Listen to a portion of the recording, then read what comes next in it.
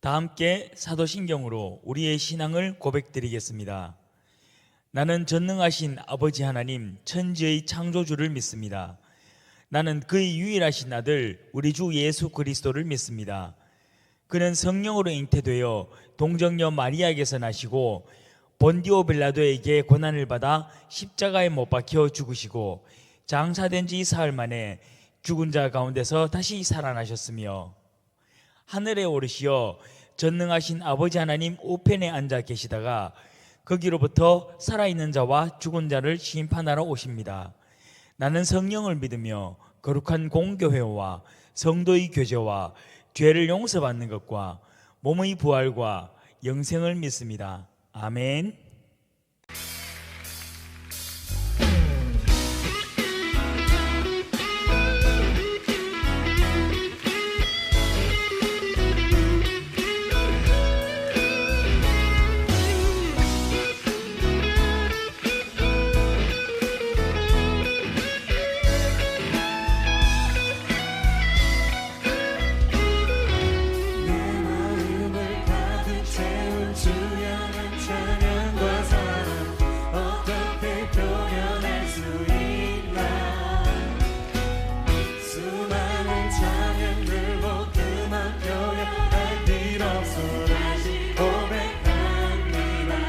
고백할까요? 내 마음을 가득 채운 주의 찬양과 사랑 어떻게 표현할 수 있나. 수많은 찬양들도 그만 표현할 길 없어 다시 고백합니다. 찬양합니다.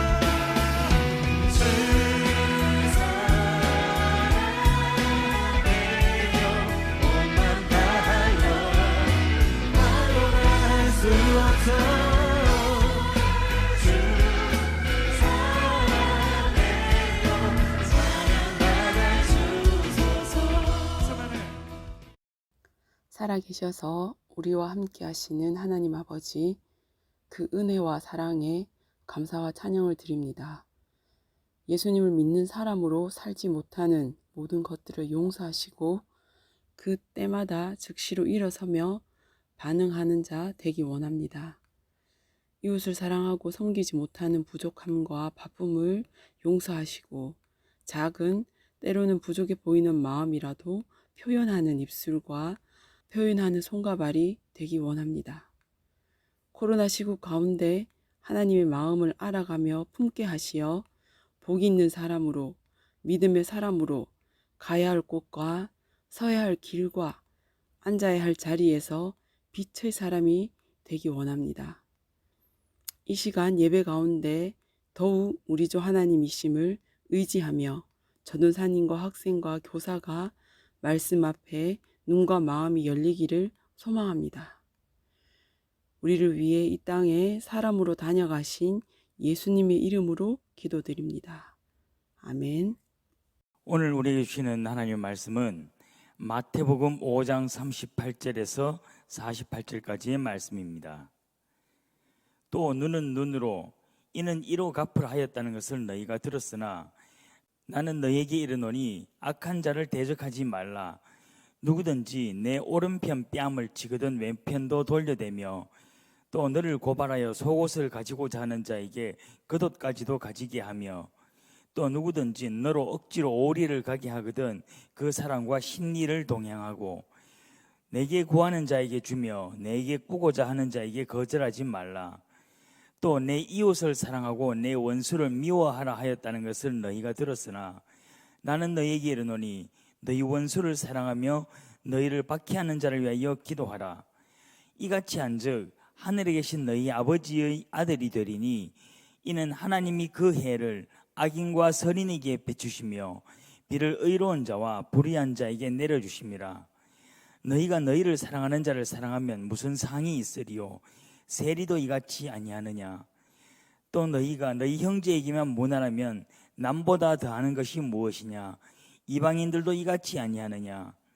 그러므로 하늘에 계신 너희 아버지 온전하심과 같이 너희도 온전하라. 아멘.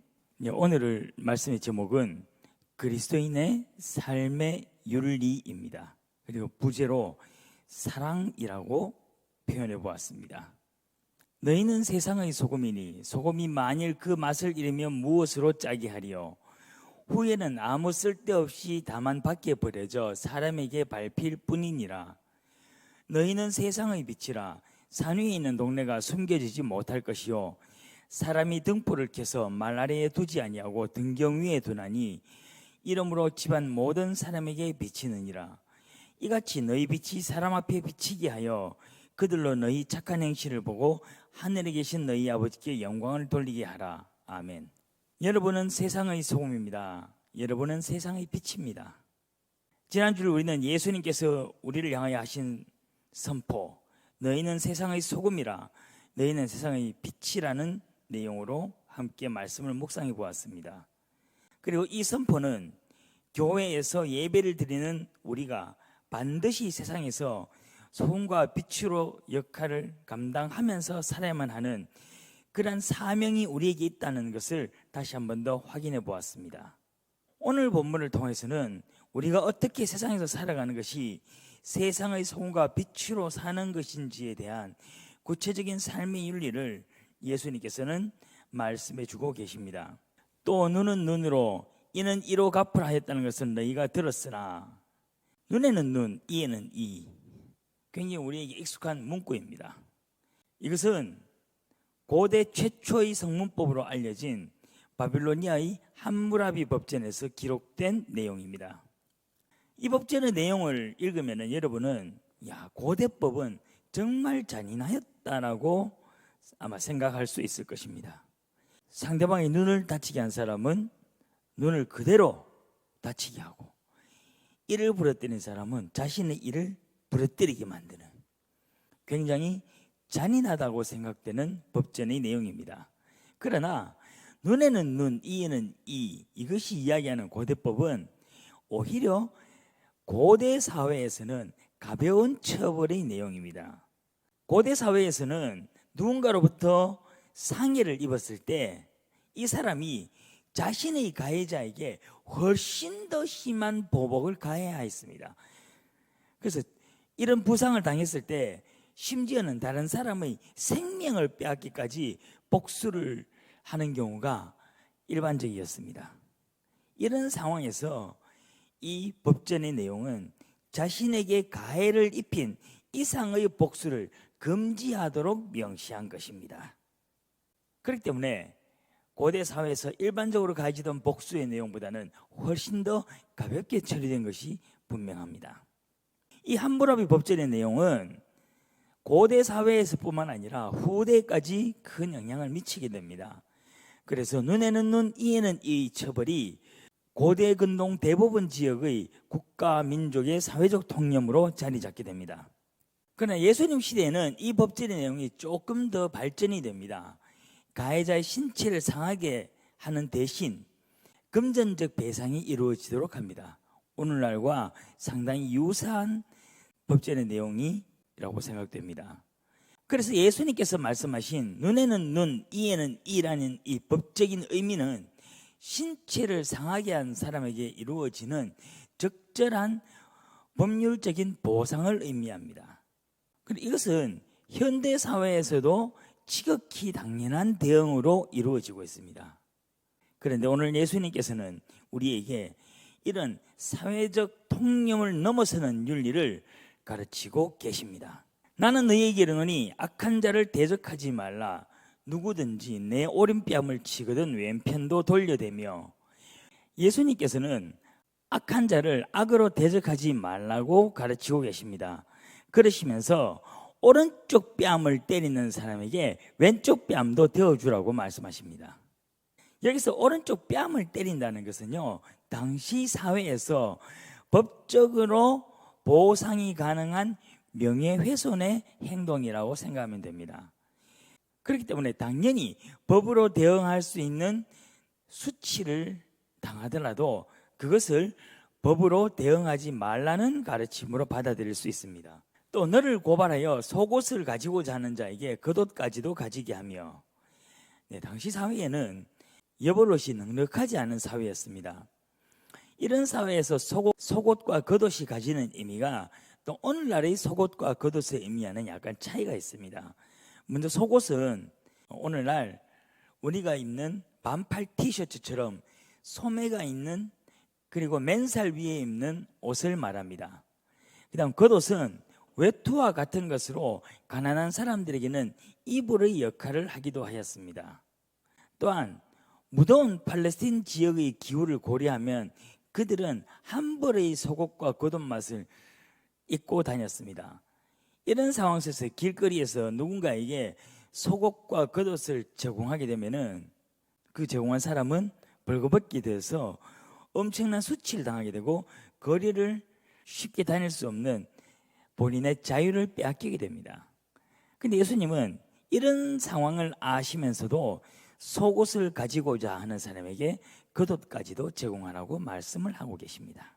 또 누구든지 너를 억지로 오리를 가게 하거든 그 사람과 심리를 동행하고, 네, 이 말씀의 의미는 당시에 로마의 지배를 받고 있는 이스라엘 상황과 연결하여서 생각을 해야만 합니다. 억지로 오리를 가자고 한다는 것은 로마가 이스라엘 백성에게 요구하는 강제 부역에 해당한다는 것입니다. 우리는 예전에 시장에 구경 났다가 갑자기 예수님의 십자가를 억지로 지게 된 구레네 시몬의 이야기를 혹시 기억하십니까? 이런 것처럼 로마 군인들은 언제 어디서든지 이스라엘 백성에게 강제로 짐을 지우고 동행을 요구할 권리를 가지고 있었습니다. 결국은 억지로 오리를 가고자 한다는 것은 강제로 부역을 요구한 로마의 폭력에 해당합니다. 그러나 여기에 대해서도 예수님께서는 그들이 오리를 요구할 때 너희는 심리를 동행하라고 가르치고 계십니다. 내게 구하는 자에게 주며 내게 꾸고자 하는 자에게 거절하지 말라. 네, 구하는 자에게 꾸어주라는 본문의 내용은 사실은 앞에 나타난 39절에서 41절의 말씀과는 크게 연관성이 없어 보이기도 합니다. 앞에 기록된 가르침은 모두 다 어떤 한 개인이 피해나 손해를 입는 상황에서도 대적하지 말라는 의미로 받아들일 수가 있는데, 이 구절 자체는 모세 율법에도 기록된 이스라엘 백성들이 당연히 지켜야 할 계명이었습니다. 악한 자를 대적하지 말라는 구절과 이 본문의 내용을 어떻게 연결하여 생각할 수 있을까라고 생각하면서 저는 깊은 고민을 할 수밖에 없었습니다. 39절 말씀을 다시 한 번 더 읽어보겠습니다. 나는 너희에게 이르노니 악한 자를 대적하지 말라.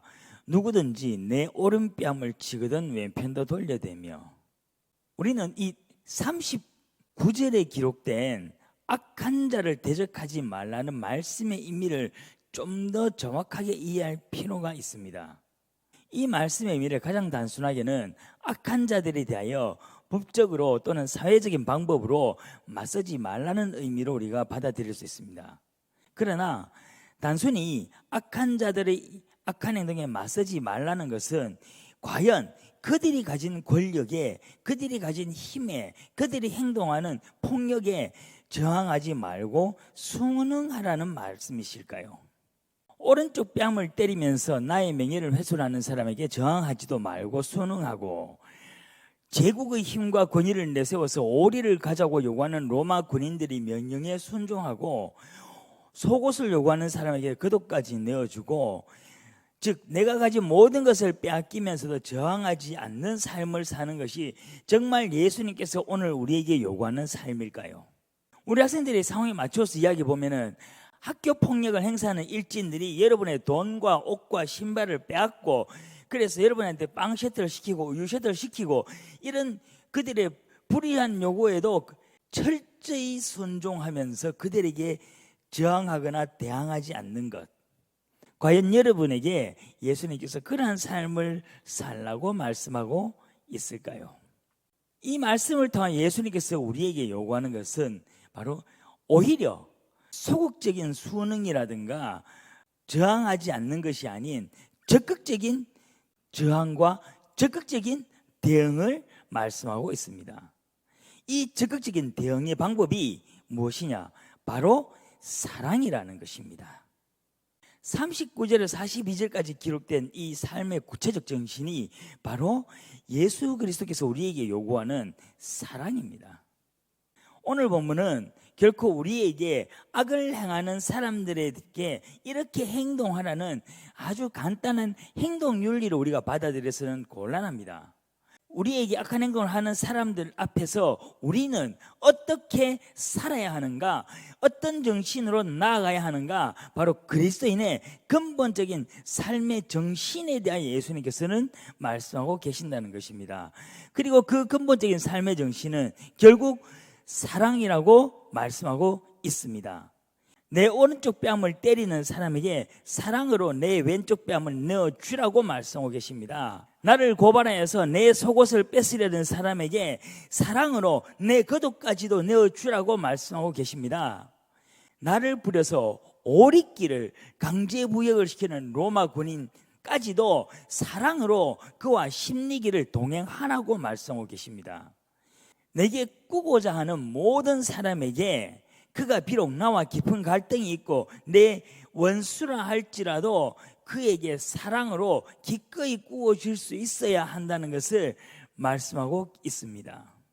결국은 예수님께서 39절에서부터 42절까지 기록된 모든 가르침에 대한 근본 정신은 사랑이며, 그리고 44절 말씀의 구체적인 행동 지침서일 뿐이라는 것입니다.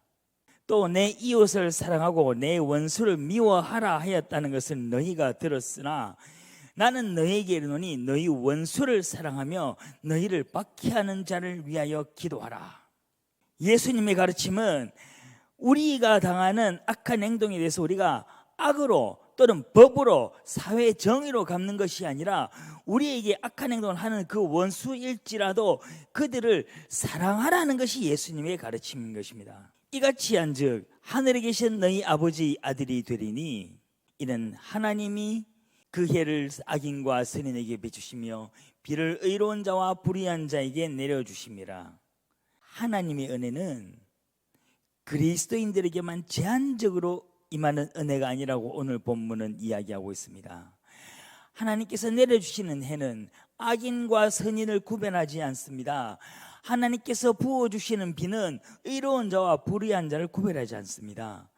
이렇게 하나님께서 해와 달과 비를 모든 사람에게 공평하게 내려주시듯이 하나님의 은혜가 이 세계의 모든 사람에게 공평하게 임한다라고 오늘 본문 말씀은 이야기하고 있습니다. 그러므로 하나님의 뜻을 따라 사는 모든 사람, 즉 모든 그리스도인은 하나님의 사랑으로 모든 사람을 사랑할 수 있어야 한다는 것을 가르치고 있습니다. 비록 그들이 우리의 원수일지라도 그들을 사랑하라는 것이 오늘 본문을 통한 예수님의 가르침입니다. 너희가 너희를 사랑하는 자를 사랑하면 무슨 상이 있으리요? 세리도 이같이 아니하느냐? 또 너희가 너희 형제에게만 무난하면 남보다 더하는 것이 무엇이냐? 이방인들도 이같이 아니하느냐? 우리가 우리를 사랑하는 사람을 사랑하고 우리에게 잘해주는 사람에게 잘해주는 것은 사실 그리스도인만이 아니라 모든 세상 사람들이 다 할 수 있는 것입니다. 그러므로 이런 삶을 사는 사람에게 하나님의 어떤 보상은 기대할 수 없다라는 것입니다. 하나님의 백성이 아니더라도 그리스도인이 아니더라도 살 수 있는 삶을 사는 것은 바로 그리스도인의 윤리가 될 수 없다라는 것입니다. 그리스도인이라면은 그리스도인답게 살아야만 합니다. 그리스도인답게 산다는 것은 세상의 보편적 가치관을 따라 사는 것이 아닙니다. 세상의 보편적 가치관을 따라 사는 것은 그리스도인이 아니라 누구라도 사는 삶입니다. 그러나 예수님께서 오늘 우리에게 질문하고 계십니다. 너희가 그리스도인이냐? 그러면 그리스도인답게 살아라. 그리스도인답게 사는 것은 원수를 사랑할 수 있는 삶이다. 그러므로 하늘에 계신 너희 아버지 온전하신 것 같이 너희도 온전하라. 그리스도인이 따라야 할 가치관의 중심은 바로 하나님의 뜻입니다. 그리고 하나님의 성품입니다. 하나님은 자신을 대적하고 자신의 사랑을 저버린 인류를 끝까지 사랑하셨으며 그 인류를 위하여 독생자까지도 기꺼이 내어주셨습니다. 그리고 예수 그리스도는 그 하나님의 뜻을 따라서 하늘의 모든 영광을 버리고 죄인인 인간의 형상으로 이 땅에 오셨습니다. 그리고 하나님의 뜻을 따르는 인간이 어떻게 살아야 하는가를 직접 삶으로 보여주셨습니다. 예수님이 살았던 삶을 그것은 예수님이니까 가능하다, 그것은 예수님이니까 그렇게 사는 거야 라고 단정 지어서는 안 됩니다. 예수님께서 그렇게 사셨다면은 예수 그리스도를 믿고 예수 그리스도를 따르는 모든 교회들, 그리고 모든 예수 그리스도의 제자들이라고 자처하는 사람들은 예수 그리스도가 걸어갔던 그 길을 걸어가야 한다는 것입니다. 예수님이기 때문에 사람들의 모욕과 배신까지도 감당하면서 하나님의 사랑을 보여줄 수 있었다. 그래서 그의 십자가 죽음은 예수님이니까 가능했다. 모든 것을 예수님이기 때문에 가능했다는 걸로 우리는 이야기해서는 안 됩니다. 모든 그리스도인은 예수님이 살았던 그 삶을 따라서 살려고 몸부림치고, 그러나 그렇게 살 수 없음에 우리가 고민하며 회개할 수밖에 없다는 것을 기억해야만 합니다. 예수 그리스도가 걸어가셨던 그 십자가와 죽음은, 그리고 그가 보여주신 사랑은 결코 믿음의 대상이 되어서는 안 됩니다. 예수 그리스도께서 걸어가셨던 그 십자가의 길과 그가 보여주셨던 그 사랑은 우리가 삶으로 따라 살아야 할 삶의 발자취입니다. 여러분, 우리의 뜻과 능력으로 어떻게 원수를 사랑할 수 있다고 말할 수 있겠습니까? 그리고 감히 어떻게 원수를 사랑하자고 서로가 이야기할 수 있겠습니까? 원수를 사랑한다는 이 말의 가능성조차도 우리는 사실 서로 이야기할 수 있는 존재가 아닙니다. 그러나 여러분, 포기하지 말고 함께 도전합시다. 함께 노력합시다. 우리는 상식적으로 원수를 사랑할 수 없는 존재입니다라고 이렇게 원수를 사랑할 수 있을지 없을지에 대하여 서로 이야기하지 맙시다. 예수님이 걸어가셨던 그 길을 우리가 따라서 살기 위해서 그저 최선을 한번 다해 봅시다. 예수님께서 원수를 사랑하라는 이것은 예수 그리스도께서 우리에게 주신 그리스도인으로서 삶을 윤리입니다. 지난주일 선포였던 예수님의 말씀을 다시 한 번 더 선포해 보겠습니다. 여러분은 세상의 소금입니다. 여러분은 세상의 빛입니다. 여러분, 소금이 그 짠맛을 잃어버리면은 무엇으로 음식을 짜게 하겠습니까? 그렇게 되면은 쓸데없이 밖에 버려서 사람에게 밟힐 뿐이라는 내용을 우리는 기억하고 있습니다. 여러분, 세상의 살맛나게 하는 것, 그것이 우리의 역할입니다. 그리고 빛의 역할은 그리스도인다운 삶을 통하여서 세상 사람들에게 빛을 비추어 그들이 하나님께서 창조하신 피조물답게 살아가는 삶의 방향을 찾도록 인도하는 것이라고 하였습니다. 무엇이 소금의 역할이고 무엇이 빛의 역할입니까? 세상의 소금과 빛으로 살아간다는 것은 우리가 남들보다 좀 더 착하게 살고 남들보다 좀 더 선하게 살아가는 것이 아니라는 것입니다. 세상은 알지도 못하고 세상은 알 수도 없는 그 놀라운 사랑, 원수까지도 사랑하셨던 예수 그리스도의 그 사랑을 우리는 세상에게 알려야 하는 것입니다. 힘들고 불가능하다 여겨지는 것은 우리 누구나 그렇게 생각합니다. 그러나 중요한 것은 얼마나 많은 사람들이 그 불가능한 삶에 도전을 하느냐는 것입니다. 그 삶에 원수를 사랑하는 그 사랑의 삶에 도전하는 것이 바로 그리스도인의 사명인 것이고, 그렇게 사는 것이 그리스도인이 이 세상에서 소금과 빛의 역할을 감당하는 역할을 살아간다는 것입니다. 그것을 예수님께서 오늘 말씀을 통해서 가르쳐주고 계시는 것입니다. 그리스도인의 윤리는 바로 이것입니다. 원수를 사랑하라는 이것이 예수님께서 오늘 우리에게 말씀하신 그리스도인의 윤리입니다. 우리가 가져야 할 윤리는 우리 누구나 보편적으로 인정할 수 있고 누구나 우리 좀 더 노력해서 좀 더 열심히 하면은 가능할 수 있을 것 같은 삶을 사는 그런 윤리가 아니고 우리 생각에는 절대로 살 수도 없을 것 같고 우리가 생각에는 절대로 불가능할 것 같은 바로 그러한 삶을 살라고 예수님께서는 가르치셨고 우리는 그런 삶을 살기 위해서 노력해야만 할 뿐입니다. 그것이 우리가 걸어가야 할 그리스도인의 길인 것입니다. 다 함께 기도드리겠습니다. 오늘 말씀을 통해서 우리 주님께서는 우리가 감히 감당할 수 없는, 우리가 머리로도 받아들일 수 없고 우리의 가슴으로도 받아들일 수 없는 그런 가르침을 우리에게 주셨습니다. 우리 이웃도 사랑할 수 없는 우리에게 우리의 원수까지도 사랑하라는 가르침을 우리에게 주셨습니다. 그러나 주님, 우리가 주님의 이 가르침을 붙들고 나의 힘으로 이렇게 살 수 있느냐, 내가 이 사랑을 할 수 있느냐 없느냐를 생각하지 말고 주님의 가르침대로 그 가르침에 단순한 순종을 하면서 살아갈 수 있게 인도하여 주시옵소서. 우리의 머리로 원수를 사랑하려고 하는 것이 아니라 우리의 삶으로 원수를 사랑하는 삶을 살아보겠노라고 다짐하면서 한번 도전해보는 우리 모든 예배 공동체 될 수 있게 인도하여 주시옵소서. 비록 우리의 삶이 그렇게 살지 못하고 우리가 주님의 말씀을 붙들고 우리가 회개할 수밖에 없고 우리가 우리의 눈물을 흘리면서 주님, 우리는 도저히 원수를 사랑할 수 없습니다라고 고백하며 나아갈 수밖에 없을지라도 우리가 포기하지 않고 원수를 사랑하려고 마음을 다짐하며 그러한 사랑을 한번 살아보겠노라고, 그 삶을 예수님이 걸어가셨던 길이고 그 삶을 예수님께서 가르쳐 주셨다면 우리가 그렇게 한번 살아보겠노라고 마음을 다하여 노력하는 우리 모든 예배 공동체에 하루하루의 삶이 될 수 있게 인도하여 주시옵소서.